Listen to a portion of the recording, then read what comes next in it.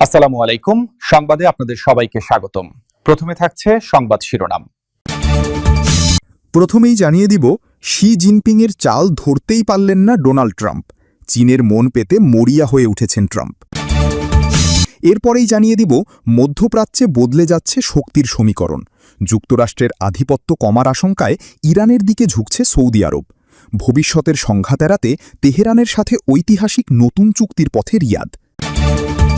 তারপরেই জানিয়ে দিব, রমুজ প্রণালী ঘিরে বাড়ছে উত্তেজনা, কাঁপছে আমেরিকার বিশ্ব আধিপত্য। চীন রাশিয়ার নতুন শক্তির খেলায় বদলে যাচ্ছে বিশ্ব রাজনীতি, আর ডলার ও মার্কিন প্রভাব পড়ছে বড় সংকটের মুখে। সর্বশেষ জানিয়ে দিব, বেইজিং সফর শেষে এয়ারফোর্স ওয়ানে ওঠার আগেই চীনের দেওয়া ব্যাজ, উপহার আর বিশেষ ফোন ধ্বংস করল ট্রাম্প টিম। আমেরিকার আশঙ্কা, উপহারের আড়ালেই লুকিয়েছিল চীনের ভয়ঙ্কর গুপ্তচর প্রযুক্তি। আপনি যদি ইরানের জয় দেখতে চান আর ইরানের পাশে চীন ও রাশিয়ার শক্ত অবস্থান দেখতে চান, তাহলে এখনই চ্যানেলটি সাবস্ক্রাইব করুন। দর্শক, এতক্ষণ শুনছিলেন সংবাদ শিরোনাম। এখন জানাবো বিস্তারিত জানার আগে আপনি যদি চ্যানেলে নতুন হয়ে থাকেন তাহলে আমাদের চ্যানেলটি সাবস্ক্রাইব করুন, আর কোন জায়গা থেকে দেখছেন এবং শুনছেন তা কমেন্ট করে জানান। ভিডিওটি ভালো লাগলে একটি লাইক দিন। বিশ্ব রাজনীতিতে প্রতিদ্বন্দ্বী দেশ চীন সফর শেষ করে দেশে ফিরেছেন মার্কিন প্রেসিডেন্ট ডোনাল্ড ট্রাম্প। দীর্ঘ ৮ বছর পর কোনো মার্কিন প্রেসিডেন্টের এই বেইজিং সফর ছিল বেশ জাঁকজমকপূর্ণ, কিন্তু কূটনৈতিক ক্ষেত্রে দুই পক্ষের মধ্যে তেমন কোনো বড় সাফল্য আসেনি। ট্রাম্পকে কেবল সামান্য আশ্বাস দিয়েছেন চীনা প্রেসিডেন্ট শি জিনপিং। ইরান যুদ্ধ বন্ধ এবং বাণিজ্য উত্তেজনা কমাতে ট্রাম্পকে সহযোগিতা করার আশ্বাস দিয়েছেন চীনা প্রেসিডেন্ট। তাই আলোচনা উঠেছে, চীন সফরে কি পেলেন ট্রাম্প? অনেকেই তো বলছেন এই সফর থেকে অনেকটা খালি হাতে দেশে ফিরেছেন তিনি। তবে সফরের আসল আলোচনায় ছিলেন বড় বড় ব্যবসায়ী নেতারা। টেসলা, অ্যাপল, এনভিডিও ও বোয়িংয়ের মতো শীর্ষ প্রতিষ্ঠানের প্রধানরা ট্রাম্পের সঙ্গে ছিলেন। তাদের লক্ষ্য ছিল চীনে ব্যবসার সুযোগ বাড়ানো। সবচেয়ে বেশি আলোচনায় ছিলেন এনভিডিওর প্রধান জেনসন হুয়াং। শেষ মুহূর্তে তিনি সফরে যোগ দেন। এতে ধারণা করা হচ্ছে চীন আবারও এনভিডিয়ার উন্নত এআই চিপ কিনতে পারে। বিশেষজ্ঞরা বলছেন, এসব শীর্ষ ব্যবসায়ীকে সফরে নিয়ে যাওয়ার অর্থ হল চীনের মন পেতে মরিয়া হয়ে উঠেছেন ট্রাম্প। বিশ্লেষকদের মতে সফরের সবচেয়ে বড় লাভ হয়েছে ক্যালিফোর্নিয়ার সান্তা ক্লারা ভিত্তিক একটি শীর্ষস্থানীয় আমেরিকান প্রযুক্তি ও সেমিকন্ডাক্টর কোম্পানি এনভিডিয়ার। চীনের কাছে এনভিডিয়ার নতুন চিপ বিক্রির সম্ভাবনা এখন অনেক বেড়েছে। এতে করে এআই খাতের বিনিয়োগকারীরাও খুশি। বিশ্ববাজারে ইতিবাচক প্রভাব পড়েছে। তবে ট্রাম্পের চীন সফরে দুই প্রতিদ্বন্দ্বী আমেরিকা ও চীনের মধ্যে গুরুত্বপূর্ণ অনেক বিষয়ে অমীমাংসিত রয়ে গেছে। কারণ হরমুজ প্রণালীকে ঘিরে ইরানের সঙ্গে চলমান আমেরিকার উত্তেজনা কমানোর ইস্যু নিয়ে কোনো সিদ্ধান্ত আসেনি। এমনকি চীন থেকে আমেরিকায় বিরল খনিজ রপ্তানি নিয়ে দুই পক্ষের মধ্যে চূড়ান্ত সমঝোতা হয়নি। এছাড়াও তাইওয়ান ইস্যুতেও স্পষ্ট অগ্রগতি নেই। বরং নিজ দেশে ডেকে নিয়ে গিয়ে তাইওয়ান ইস্যুতে ট্রাম্পকে চরম হুঁশিয়ারি দিয়েছেন চীনা প্রেসিডেন্ট শি জিনপিং। তাইওয়ান ইস্যুতে আমেরিকার যে কোনো ভুল সিদ্ধান্ত নিয়ে চীনের সঙ্গে চরম সংঘাত শুরু হতে পারে বলে সতর্ক করেছেন তিনি। অবশ্য শি জিনপিংয়ের এমন কড়া হুঁশিয়ারির পরও এ বিষয়ে সরাসরি কোনো মন্তব্য করেননি ট্রাম্প। 2017 সালের তুলনায় চীনের জিডিপি এখন $8 ট্রিলিয়ন বেশি। 2025 সালে চীনের উপর 145% পর্যন্ত শুল্ক আরোপ করে ট্রাম্প প্রশাসন। এর পরেও চীন $1.2 ট্রিলিয়ন রেকর্ড বাণিজ্য উদ্ধৃত পেয়েছে। গত 28 ফেব্রুয়ারি ইসরায়েলের সঙ্গে মিলে ট্রাম্প যে ইরান যুদ্ধ শুরু করেছিলেন, সেটি ট্রাম্পের নিজের জন্য কাল হয়ে দাঁড়িয়েছে। তেলের দাম বৃদ্ধি এবং মুদ্রাস্ফীতির কারণে আমেরিকানদের মধ্যে ট্রাম্পের জনপ্রিয়তা এখন অনেক কমেছে। বিশ্লেষকদের মতে শি জিনপিং ট্রাম্পকে এমন কিছু কূটনৈতিক ভাষায় আটকে দিয়েছেন যা আমেরিকার হাত বেঁধে ফেলবে। ট্রাম্প যখন দেশে ফিরছেন তখন তার সামনে মধ্যবর্তী নির্বাচনের বড় চ্যালেঞ্জ। চীনের কাছে নতি স্বীকার করার মতো সমালোচনার পাহাড় এখন তার সামনে। তবে বিশেষজ্ঞরা এও বলছেন, আমেরিকা ও চীনের মধ্যকার বড় কোনো বাণিজ্য চুক্তির সম্ভাবনা এখনও কম। তবে সীমিত কিছু সমঝোতা হতে পারে, বিশেষ করে বিরল খনিজ ও শুল্ক ইস্যুতে। চীন বর্তমানে বিরল খনিজের বড় সরবরাহকারী। চীনের এসব খনিজের উপর আমেরিকা অনেকটাই নির্ভরশীল। চীন চাইলে সরবরাহ কমিয়ে ট্রাম্পের উপর চাপ সৃষ্টি করতে পারে। সব মিলিয়ে চীন সফরে ট্রাম্প তেমন কোনো সাফল্য নিয়ে আমেরিকায় ফিরতে পারেননি বলে মনে করছেন বিশেষজ্ঞরা। ইরানের বিরুদ্ধে যুক্তরাষ্ট্র ইসরায়েল সংঘাতের পর মধ্যপ্রাচ্যে তৈরি হয়েছে একটি নতুন মেরুকরণ, যেখানে সৌদি আরব আশঙ্কা করছে ভবিষ্যতে উপসাগরীয় অঞ্চলে যুক্তরাষ্ট্রের আধিপত্য কমে যাওয়ার পাশাপাশি শক্তিশালী হওয়ার সম্ভাবনা রয়েছে ইরানের। এই আশঙ্কা থেকেই ইরানের সাথে একটি নতুন চুক্তি করতে চায় সৌদি আরব। বিস্তারিত ডেস্ক রিপোর্টে। মধ্যপ্রাচ্য জুড়ে বিরাজ করছে এক অস্থিতিশীল পরিস্থিতি। সাম্প্রতিক সংঘাত এড়িয়ে উপসাগরীয় দেশগুলো চাইছে নিজেদের তেলক্ষেত্র, বাণিজ্যিক পথ এবং অর্থনৈতিক বিপর্যয়ে অগ্রগতি আসুক। এই লক্ষ্যে ইরানের সঙ্গে একটি অনাক্রমণ চুক্তি করতে আগ্রহ প্রকাশ করেছে সৌদি আরব। মধ্যপ্রাচ্যের দেশগুলো ও ইরানের মধ্যে অনাগ্রাসন চুক্তি বা নন অ্যাগ্রেশন প্যাক্টের ধারণা নিয়ে আলোচনা করেছে সৌদি আরব। কূটনৈতিকরা বলছেন, ইরান যুদ্ধ শেষ হওয়ার পর আঞ্চলিক উত্তেজনা কিভাবে সামাল দেওয়া যায় সে বিষয়ে মিত্র দেশগুলোর সঙ্গে আলোচনার অংশ হিসেবেই এই ধারণা সামনে এসেছে। ব্রিটিশ সংবাদ মাধ্যম ফিনান্সিয়াল টাইমসের প্রতিবেদনে বলা হয়েছে, রিয়াদ সম্ভাব্য মডেল হিসেবে ১৯৭০-এর দশকের হেলসিঙ্কি প্রসেসকে বিবেচনা করছে। মধ্যপ্রাচ্যের দেশগুলো এমন এক যুদ্ধ-পরবর্তী ইরানের বাস্তবতা সামনে দেখছে, যে দেশটি দুর্বল হবে কিন্তু প্রতিবেশীদের জন্য হুমকি হয়ে থাকবে। এর আগেও মধ্যপ্রাচ্যের সম্ভাব্য মডেল হিসেবে হেলসিঙ্কি প্রক্রিয়ার কথা উঠেছিল, কারণ ১৯৭৯ সালের ইসলামী বিপ্লবের পর থেকে ইরানের প্রতিবেশীরা দেশটিকে অস্থিতিশীলতা সৃষ্টিকারী শক্তি ও সম্ভাব্য হুমকি হিসেবে দেখে এসেছে। বর্তমান প্রেক্ষাপটে তারা এখন জোট কাঠামো ও আঞ্চলিক নিরাপত্তা ব্যবস্থাকে নতুন করে ভাবতে বাধ্য হচ্ছে। কোয়ালিটি সম্পন্ন আন্তর্জাতিক মানের স্টিল বার্ট, সিএসআরএম স্টিল। কূটনৈতিকরা বলছেন, ভবিষ্যৎ সংঘাত এড়ানোর জন্য এটিই সবচেয়ে কার্যকর উপায় হতে পারে। একই সঙ্গে এটি তেহরানকে এমন নিশ্চয়তাও দিতে পারে যে তাদের ওপরও আর হামলা হবে না। তবে সবকিছু নির্ভর করছে কারা এতে থাকবে তার উপর। বর্তমান পরিস্থিতিতে ইরান ও ইসরায়েলকে একসঙ্গে আনা সম্ভব নয়। এদিকে ইসরায়েলকে বাদ দিলে সেটি উল্টো ফল দিতে পারে, কারণ ইরানের পর এখন ইসরায়েলকেই সবচেয়ে বড় সংঘাত সৃষ্টিকারী শক্তি হিসেবে দেখা হচ্ছে। আবার ইরানকেও বাদ দেওয়া যাচ্ছে না। তবে সৌদি আরব এই উদ্যোগটি এগিয়ে নেওয়ার চেষ্টা করছে। কূটনৈতিকরা ধারণা করছেন, আনুষ্ঠানিক সামরিক জোট না থাকলেও যুদ্ধের পর এসব রাষ্ট্র নিজেরাই প্রতিরক্ষা, পররাষ্ট্রনীতি ও অর্থনৈতিক সহযোগিতা আরও গভীর করবে। বিশ্ব রাজনীতির দাবার বোর্ডে এই মুহূর্তে সবচেয়ে বড় চালটি চালছে কে? পরাশক্তি আমেরিকার একচ্ছত্র আধিপত্যের সূর্য কি তবে অস্তাচলগামী? ইতিহাস সাক্ষী, কোনো সাম্রাজ্যের পতন হঠাৎ করে কোনো এক রক্তক্ষয়ী যুদ্ধে হয় না, বরং তার সূচনা হয় একটি সূক্ষ্ম ফাটল দিয়ে। আর সেই ফাটলটির নাম অবিশ্বাস। আজ মধ্যপ্রাচ্যের এক সংকীর্ণ জলপথ প্রণালী হরমুজ হয়ে উঠেছে সেই বিশ্বাসের চরম পরীক্ষা।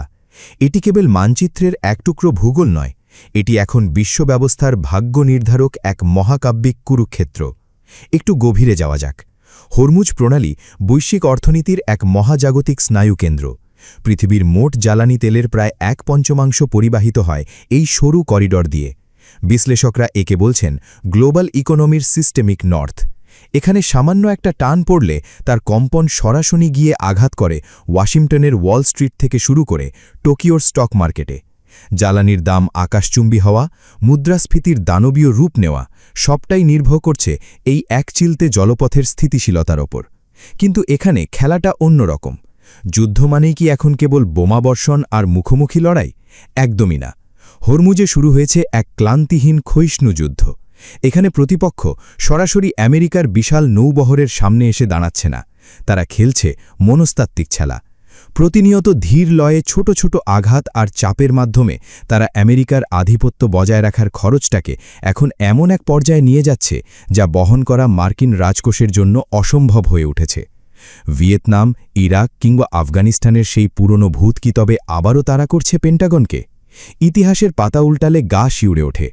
১৯৫৬ সালের সুয়েজ সংকটের কথা মনে আছে? ব্রিটেনের সামরিক শক্তি রাতারাতি শেষ হয়ে যায়নি। বিশ্ববাজার আর মিত্ররা তাদের ওপর থেকে আস্থা হারিয়ে ফেলেছিল। পাউন্ডের দোয়ার পতন হয়েছিল, মুজি পাচার হয়েছিল, আর এককালের সূর্য অস্ত না যাওয়া ব্রিটিশ সাম্রাজ্যকে বাধ্য হয়ে পিছু হটতে হয়েছিল। তারও আগে পর্তুগাল কিংবা ডাচ প্রজাতন্ত্র, সবার পতনের গল্পটাও একই রকম। সমুদ্রপথের নিয়ন্ত্রণ হারানোর সাথে সাথেই ধসে পড়েছিল তাদের অর্থনৈতিক সাম্রাজ্য। আজ হরমুজে কি সেই ইতিহাসেরই পুনরাবৃত্তি ঘটতে চলেছে? ভাবুন একবার, যদি আমেরিকা এই হরমুজ প্রণালীকে সম্পূর্ণ ঝুঁকিমুক্ত রাখতে ব্যর্থ হয়, তবে কি ঘটবে? একে কি কেবল একটি সাধারণ সামরিক ব্যর্থতা বলা যাবে? কখনোই না। এটি হবে মার্কিন যুক্তরাষ্ট্রের বিশ্বের রক্ষাকর্তা ইমেজের কফিনের শেষ পেরেক। আর এই ব্যর্থতার প্রথম ধাক্কাটা লাগবে মার্কিন ডলারের বুকে। বিশ্বজুড়ে বিনিয়োগকারীরা ডলারের ওপর আস্থা হারিয়ে বিকল্প নিরাপদ আশ্রয়ের খোঁজে হন্যে হয়ে ছুটবে। মার্কিন সাম্রাজ্যের মূল ভিত্তি সেই পেট্রোডলারের দাপট তাসের ঘরের মতো ভেঙে পড়তে পারে যে কোনো মুহূর্তে। এই মহানাটকের চাকা ঘুরতেই নড়েচড়ে বসছে বৈশ্বিক মিত্ররা। ওয়াশিংটনের নিরাপত্তা গ্যারান্টির ওপর ভরসা রাখা দেশগুলো এখন নতুন করে হিসাব কষতে বসেছে। এশিয়া থেকে ইউরোপ সবাই বুঝতে পারছে নিজের নিরাপত্তা নিজেকেই নিশ্চিত করতে হবে। ফলে এক মেরুর বিশ্ব ভেঙে চুরমার হয়ে যাওয়ার উপক্রম হয়েছে। জন্ম নিচ্ছে এক বহু মেরুকেন্দ্রিক নতুন পৃথিবী, যেখানে ওয়াশিংটনের একচ্ছত্র হুকুম শোনার দিন ফুরিয়ে আসছে। আর এই অন্ধকারের আড়ালে কারা হাসছে? হ্যাঁ, ঠিকই ধরেছেন, চীন এবং রাশিয়া। হরমুজে মার্কিন আধিপত্যের সামান্যতম ক্ষয় মানেই বেইজিংয়ের জন্য সমুদ্রের নীল জলরাশিতে নিজেদের আধিপত্য বিস্তারের এক সুবর্ণ সুযোগ। অন্যদিকে জ্বালানি তেলের দামের এই তীব্র ওঠানামাকে পুঁজি করে মস্কো নিজের অর্থনৈতিক ও ভূরাজনৈতিক অবস্থানকে আরও সংহত করছে। বিশ্বায়নের চেনা ছকটাই বদলে যাচ্ছে চোখের পলকে। তাহলে শেষ কথা কি? হরমুজ প্রণালী আজ কেবল একটি জলপথ নয়, এটি আসলে এক মহাশক্তিশালী আয়না, যে আয়নায় স্পষ্ট দেখা যাচ্ছে সমসাময়িক বিশ্ব রাজনীতির আসল কদর্য রূপ। ক্ষমতা মানে এখন আর এটা নয় যে আপনার কত অস্ত্র আছে। ক্ষমতা হলো এটাই যে বাকি বিশ্ব আপনার সক্ষমতার ওপর কতটা ভরসা রাখছে। ইতিহাসের অমোঘ শিক্ষা কিন্তু বদলায়নি। পতন কোনো পরাজয় দিয়ে শুরু হয় না, পতন শুরু হয় সন্দেহের মুহূর্ত থেকে। বেইজিং সফর শেষ। এয়ারফোর্স ওয়ানে ওঠার ঠিক আগ মুহূর্ত হঠাৎ করেই ঘটে গেল এক অদ্ভুত ঘটনা। হোয়াইট হাউস কর্মকর্তারা এক এক করে খুলে ফেলছেন ম্যাজ, ফেলে দিচ্ছেন দামি উপহার, এমনকি ধ্বংস করে ফেলা হচ্ছে বিশেষ ফোনও। আর তখনই প্রশ্ন উঠেছে, চীনের দেওয়া উপহারের ভেতরে কি ছিল কোনো গুপ্তচরচিত্ত, নাকি আমেরিকা নিজেই ভয় পাচ্ছে চীনের প্রযুক্তিগত ক্ষমতাকে? ট্রাম্পের পুরো প্রতিনিধি দল বেইজিং ছাড়ার আগে এমন নিরাপত্তা ব্যবস্থা নিয়েছে যা এখন পুরো বিশ্বে আলোচনার ঝড় তুলেছে। রিপোর্ট বলছে, প্রেসিডেন্ট ডোনাল্ড ট্রাম্পের সফরসঙ্গীদের স্পষ্ট নির্দেশ দেওয়া হয়েছিল চীন থেকে পাওয়া কোনো জিনিস এয়ারফোর্স ওয়ানে তোলা যাবে না। এমনকি সফরে ব্যবহৃত বিশেষ বার্নার ফোন পর্যন্ত ভেঙে ফেলা হয়েছে। এই ফোনগুলো শুধু অল্প সময়ের জন্য ব্যবহার করা হয়, যাতে পরে কোনো তথ্য চুরি করা না যায়। নিউ ইয়র্ক পোস্টের হোয়াইট হাউস করেসপন্ডেন্ট এমিলি গুডিন লিখেছেন, চীন থেকে পাওয়া কোনো কিছুই বিমানে তোলার অনুমতি ছিল না। ভাবুন একবার, যে দেশ কূটনৈতিক সফরে অতিথিদের সম্মান জানিয়ে উপহার দেয়, সেই দেশের দেওয়া জিনিস আমেরিকার কর্মকর্তারা নিজের হাতে ডাস্টবিনে ফেলেছেন। কিন্তু কেন? বিশ্লেষকরা বলছেন, এর পেছনে আছে ভয়ঙ্কর সাইবার আতঙ্ক। আমেরিকার গোয়েন্দা সংস্থাগুলো বহুদিন ধরেই অভিযোগ করে আসছে, চীন উন্নত প্রযুক্তি ব্যবহার করে বিদেশি ডিভাইসে আড়ি পাতে পারে। এমনকি বন্ধ ফোন থেকেও তথ্য সংগ্রহ করার সক্ষমতা রয়েছে বলে আশঙ্কা ওয়াশিংটনের। তাই এবার ট্রাম্পের সফরে ব্যক্তিগত ফোন, ল্যাপটপ কিছুই নিতে দেওয়া হয়নি কর্মকর্তাদের। সবাই ব্যবহার করেছে অস্থায়ী ফোন, আর দেশে ফেরার আগেই সেগুলো ধ্বংস। সেখানেই শুরু হয়েছে নতুন বিতর্ক। একদিকে ট্রাম্প আর শি জিনপিং প্রকাশ্যে হাসি মুখে বৈঠক করেছেন। বাণিজ্য, তাইওয়ান, ইরান যুদ্ধ সব নিয়ে আলোচনা হয়েছে। কিন্তু পর্দার আড়ালে স্পষ্ট হয়ে গেছে ভয়ঙ্কর অবিশ্বাস।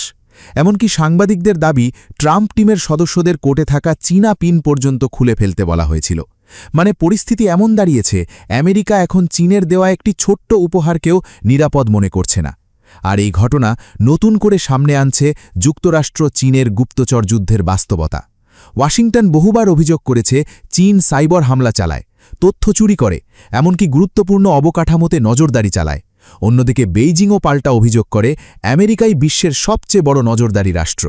অর্থাৎ দুই পরাশক্তির সম্পর্ক এখন এমন জায়গায় পৌঁছেছে, হাসি মুখে বৈঠক হচ্ছে, কিন্তু বিশ্বাস নেই এক ফোঁটাও। সব মিলিয়ে এখন বড় প্রশ্ন, চীনের উপহারে কি সত্যিই ছিল কোনো আড়িপাতার প্রযুক্তি, নাকি এটা শুধু আমেরিকার অতিরিক্ত সন্দেহ? তবে যাই হোক, এয়ারফোর্স ওয়ানের সিঁড়ির নিচে পড়ে থাকা সেই ব্যাজ আর ভাঙা ফোন যেন একটাই বার্তা দিচ্ছে, চীন আর আমেরিকার ঠান্ডা যুদ্ধ এখন শুধু অস্ত্রে না, প্রযুক্তি আর গুপ্তচর বৃত্তির যুদ্ধেও পৌঁছে গেছে ভয়ঙ্কর এক পর্যায়ে।